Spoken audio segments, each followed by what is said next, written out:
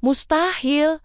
Tabungan pensiun dari usaha receh. Gini caranya. Kamu pernah nggak sih mikir mana mungkin bisa punya tabungan pensiun cuma dari usaha kecil-kecilan? Dulu aku juga mikir gitu. Kayak modal receh. Hasilnya pasti juga recehan dong. Tapi ternyata itu salah besar. Justru dari usaha receh inilah ada orang yang bisa punya tabungan pensiun ratusan juta. Gimana caranya? Nih, kita bongkar bareng-bareng.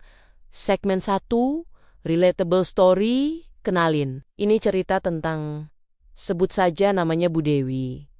Beliau dulu cuma jualan camilan rumahan di komplek.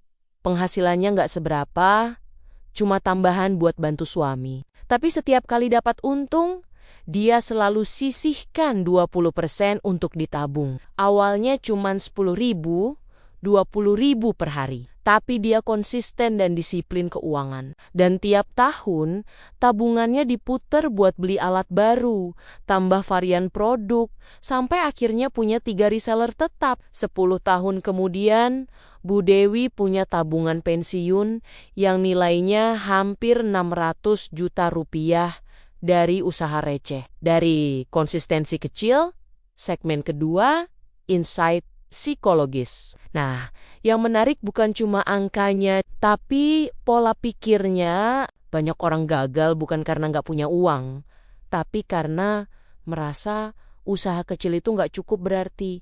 Padahal otak kita itu bekerja berdasarkan reward system. Kalau kamu biasakan diri menabung walau kecil, otakmu nganggap itu hal penting. Lama-lama, kebiasaan itu jadi otomatis dan disinilah kuncinya. Konsistensi kecil lebih besar kesaktiannya daripada niat besar yang nggak dijalankan. Segmen 3, cara praktis, action steps.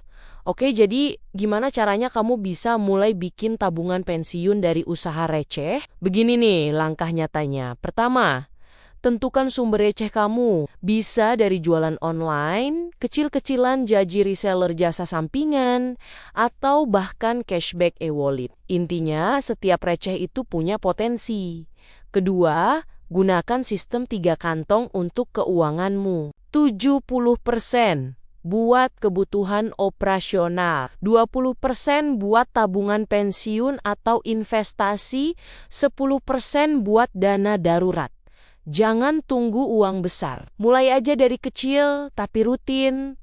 Ketiga, automasi semuanya. Kalau bisa, pakai auto debit. Jadi nabungnya nggak bergantung mood. Keempat, taruh di instrumen yang bertumbuh. Misalnya reksadana pasar uang, obligasi retail, atau saham blue chip. Kalau kamu udah paham risikonya. Kalau buat yang muslim, bisa ambil yang memakai sistem syariah. Segmen keempat, kesimpulannya. Jadi, perlu diingat, orang kaya itu sebenarnya bukan orang yang punya uang paling banyak, tapi adalah orang yang paling tahu cara mengatur uangnya. Kalau kamu sekarang masih mikir, usaha kecil mana bisa buat pensiun? Coba ubah kalimat itu. Jadi, gimana caranya? Biar bisa, karena begitu kamu ubah mindset, maka kamu ubah arah hidupmu. Bikin yang mustahil jadi kenyataan. Jadi mulai hari ini, tantang diri kamu. Coba hitung. Dari penghasilan kecil kamu sekarang, berapa yang bisa disisihkan secara rutin? Jadi masa depan gak ditentukan oleh keberuntungan, tapi oleh 10.000 yang kamu simpan hari ini. Kalau video ini bikin kamu mikir ulang tentang uang, klik like dan share, biar lebih banyak orang kebuka pikirannya. Dan jangan lupa subscribe. Karena di video berikutnya kita bakal bahas trik-trik keuangan lainnya. Sampai ketemu di video selanjutnya, salam sukses. Yuk, kita kaya bersama.